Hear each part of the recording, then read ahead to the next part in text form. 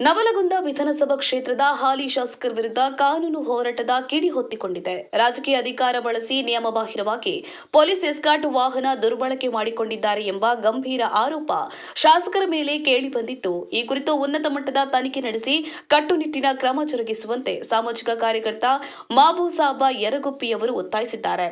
ಜನಪ್ರತಿನಿಧಿಯೊಬ್ಬರು ಸಾರ್ವಜನಿಕರ ತೆರಿಗೆ ಹಣದಲ್ಲಿ ನಡೆಯುವ ಪೊಲೀಸ್ ವ್ಯವಸ್ಥೆಯನ್ನ ತಮ್ಮ ಸ್ವಂತ ಹಿತಾಸಕ್ತಿಗಾಗಿ ಬಳಸಿರುವುದು ಖಂಡನೀಯ.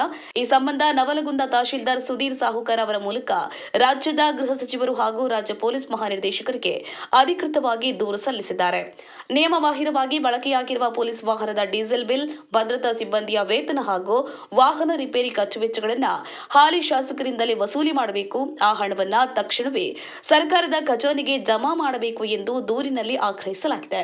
ಒಂದು ವೇಳೆ ಸರ್ಕಾರ ಮತ್ತು ಪೊಲೀಸ್ ಇಲಾಖೆ ಈ ಬಗ್ಗೆ ಸೂಕ್ತ ಕ್ರಮ ಕೈಗೊಳ್ಳದಿದ್ದರೆ ಮುಂದಿನ ದಿನಗಳಲ್ಲಿ ಕರ್ನಾಟಕ ಉಚ್ಚ ನ್ಯಾಯಾಲಯ ಹಾಗೂ ಲೋಕಾಯುಕ್ತದಲ್ಲಿ ಪ್ರಕರಣ ದಾಖಲಿಸಿ ಕಾನೂನು ಹೋರಾಟ ಮಾಡುವುದು ಅನಿವಾರ್ಯವಾಗುತ್ತದೆ ಎಂದು ಸರ್ಕಾರಕ್ಕೆ ನೇರವಾಗಿ ಎಚ್ಚರಿಕೆಯನ್ನು ನೀಡಿದ್ದಾರೆ.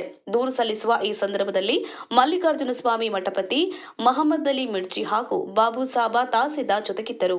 ಶಾಸಕರ ವಿರುದ್ಧದ ಈ ದೂರು ಈಗ ನವಲಗುಂದ ರಾಜಕೀಯ ವಲಯದಲ್ಲಿ ಭಾರೀ ಸಂಚಲನವನ್ನ ಸೃಷ್ಟಿಸಿದೆ. ಗಾಳಪ್ಪ ಎಚ್ ಹರಿಜನ್, ಗದಗ. ಇನ್ನಷ್ಟು ಸುದ್ದಿಗಳಿಗಾಗಿ ಈ ಕೂಡಲೇ ಸಬ್ಸ್ಕ್ರೈಬ್ ಮಾಡಿ.